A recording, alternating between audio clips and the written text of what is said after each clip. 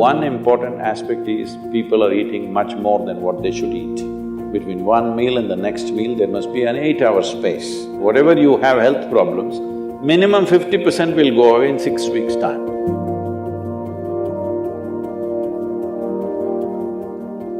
Namaskaram Sadhguru. Fasting on auspicious days has existed in India since time immemorial, but many Indians believe that it's unscientific and illogical. Until the work on autophagy induced during fasting has been awarded the Nobel Prize. Even I started doing intermittent fasting this year. So why are such beneficial ancient practices being labeled orthodox and then immediately implemented once there is a Western approval? That's because you don't have the right color of the skin.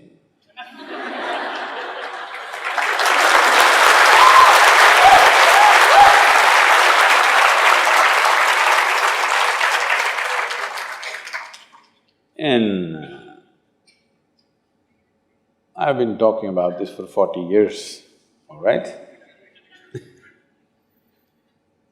And I have seen hundreds and thousands of people who just become healthy and well simply because they're not fueling up all the time when the tank is filling. In the yoga center, everybody eats at 10 o'clock in the morning and at 7 o'clock in the evening. Our lives are very physically active. There are no automobiles inside the ashram, it's a large place. Everybody either walks or cycles. Even if you have to go to the dining hall, it's a kilometer. If you want to go to your workplace, it's half a kilometer, 1 kilometer, like this. All the time, people are physically active. So everybody is very hungry. By the time it's 3:30, 4 o'clock in the evening, they're extremely hungry. But we learn to live with that because hunger, empty stomach and hunger are two different things. Hunger means your energy levels start dropping. But empty stomach is a good thing. In the yogic sciences, today modern science also is coming in line with this. But what we know by our experience, you will spend $1 billion to come there. Because research is all about how many $1 million, that's how it is. Your body and your brain works at its best only when your stomach is empty. So we always make sure we eat in such a way, how much ever we eat, our stomach must be always empty within 2 to 2.5 hours' time maximum. So we go to bed hungry always. People think they cannot sleep. They can sleep. On an average, for 25 years on an average, I slept only 2.5 to 3 hours. These days I'm getting little lazy and sleeping anywhere between 3.5 to 4.5 hours in spite of the level of travel that I have. When I say level of travel, if I say my level of travel in the next few days, you will fall off your chair. Yes? Should I tell you? No, not necessarily. Because in the next 10 days, I'm in 5 different countries doing I don't know how many events, all kinds of events. So, you're able to keep this up simply because you don't overeat. It's very, very important.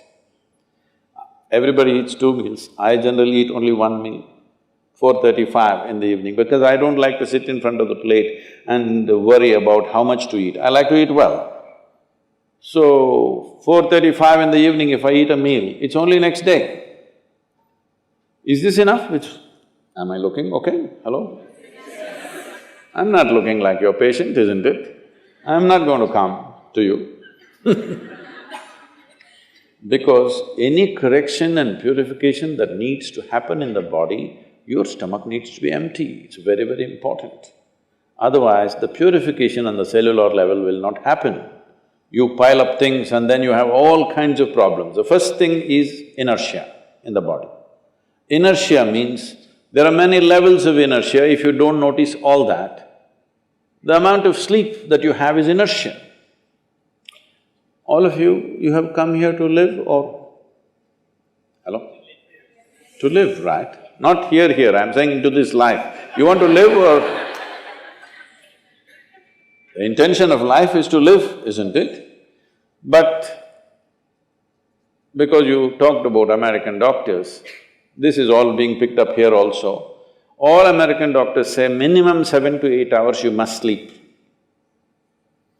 So that means 1/3 of your life you must sleep. Another 2, 3 hours, 4 hours goes in bath, toilet, eating, this, So literally 50% of your life is just maintenance.